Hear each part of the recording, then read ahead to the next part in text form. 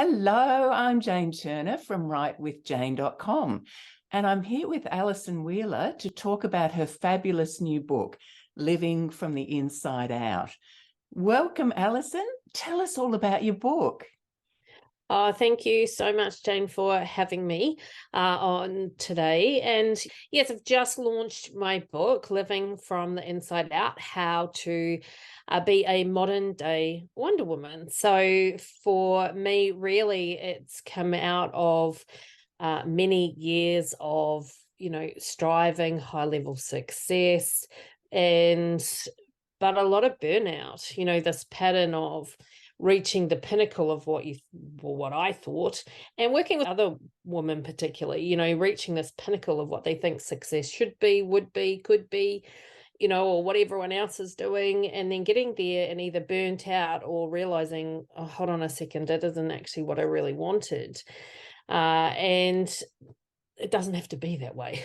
So, and I think really too, when I hit 40, it was a bit of a line in the sand. It was a bit of a wake up call to kind of go, is this the cycle of my life for the rest of my life? And I didn't want that to be for myself, and I certainly didn't want that to be for anyone else either. So it's really focused at those kind of, the high performing women who have, 40 and up, who've kind of hit that point and gone, I need to do things different. So I understand you're launching a coaching practice off the back of the book too. So I'd love to hear more about that, more about, what did you have to go through? And I dare say that that's what you've included in the book, with the focus on people coming behind you. Yeah, look, absolutely. And yes, I am launching a coaching practice off the back of the book because I'm very, very passionate about helping women be fully expressed. And I think I used to approach my life more like a superwoman, right? So thinking I could do everything, and a bit of that martyrdom mindset where perhaps that the perfectionist side where, you can do everything has to be done at a certain level. Didn't want to ask for help, didn't necessarily know how to do that. And even who do I ask for help, despite lots of work on my mindset.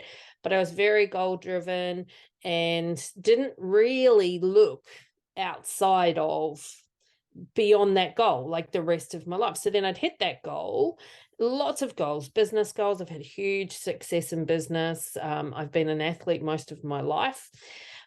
But then when I looked at it, I would get to that point or near that point. If I reached that point, sometimes I'd fall over before that point.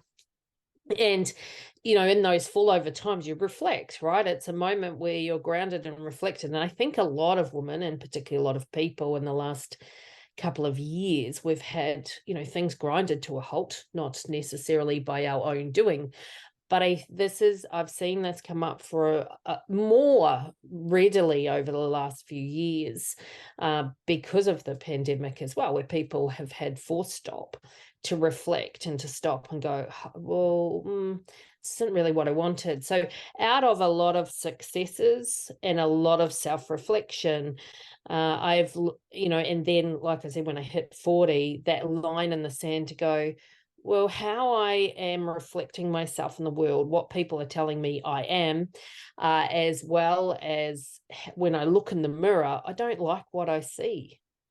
So I don't want to do another however many years feeling that way, nor did I want to pass those lessons on to my daughter. It was so significantly important when I woke up to all of that was not the message she got, and so it really was driven out of those two things, that change to go, well, I want to feel what I feel like on the inside is how I want to be reflected. I want that reflected on the outside, that person I really desire to be, and that true self, not the one with all the labels that you've agreed with or been given, because we've all been given labels all over our life, right? And I cover that in the book as well.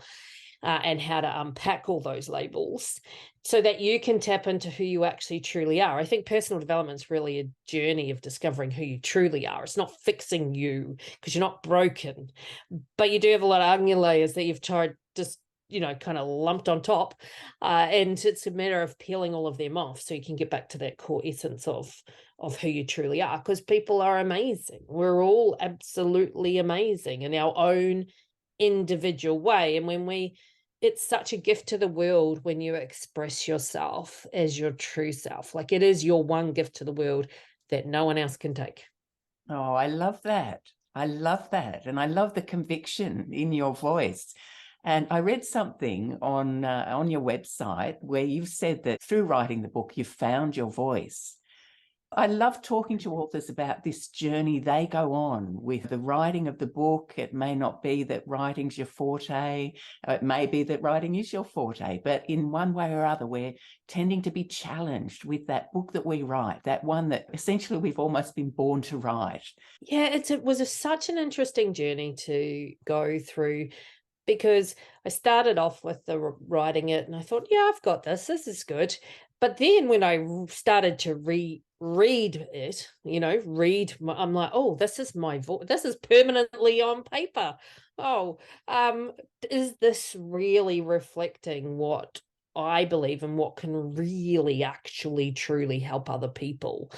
And so it was such a journey to truly distill down to my essence and my voice and really find that, which is ultimately what my whole book's about to a large degree, which is kind of funny to go through that journey in order to project that and help people do the same thing, to find their voice and to find who they are in order to really express that out into the world. So it was very challenging, because I don't think I'd realized how far away from my own voice I'd got and my own identity of self. So it brought me, the journey of writing my book has brought me back to that essence of and that voice of. And I'm sure you've worked with many people, Jane, who've gone through that same process. Well, and it was myself going through that process that got me into the business I'm in terms of helping authors and publishing them and motivating other people who have that inkling to write a book that, oh boy, you don't know what's ahead of you. You just don't. And there's that sort of inner work and inner transformation that happens. But then there's also the external question of actually really clarifying our message, clarifying our method, all of those things, what we're wanting to be able to help people with. It can't be wishy-washy. Oh, absolutely. Because I think too, if you're good at your craft, one does that automatically to a degree, right? Like without thinking. I work with people and I've gone through this process multiple times for myself, in terms I know how to achieve goals without hesitation, and very, very well, over and over again. If I said something, I'll achieve it. I know the process, and I know how to take someone through the process, but then to write it, it's a whole different story to get that out of your mind, and also in something that, written in a context that's understandable, that someone else can duplicate, they can follow, and that's a whole nother ball game. So yeah, it's been a really interesting journey, very challenging in ways that I didn't think were going to be challenging, but in perfect ways that, I guess I was kind of at that cusp of really wanting that next level of growth for myself as well, but I just didn't know what that growth would be or was, or the direction it would head for me. I just knew that this was a part of the path. And that kind of, because that, one of the things I cover in the book is those crazy harebrained ideas that you get in your mind, those things, and then you ignore them, right? Like they come up often in the most times which are inappropriate to actually be able to action, and they seem like these whimsical, crazy ideas. It's like, how does that fit into anything that I am wanting to do with my life? No, I'm wanting to head in, to the left, yet this direction seems like, this idea seems like it's going to take you to the right.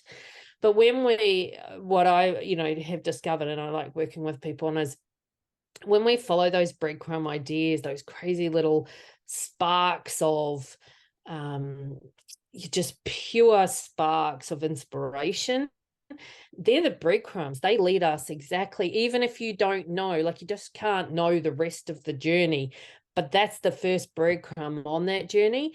And so many people try and stuff that breadcrumb back down or ignore it or pretend it's not there, but it keeps burning away in the background.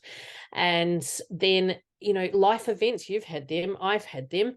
Life events happen where we kind of have no other option but to follow those. And the more we ignore them, I've found over time, the more we are given greater opportunities. So they could look like adversities, but greater opportunities to follow those little sparks. So I always encourage people, if you have them, explore them before you create a situation where that is your only option, right? So, but sometimes we're too afraid, so we create a situation where that is the only option.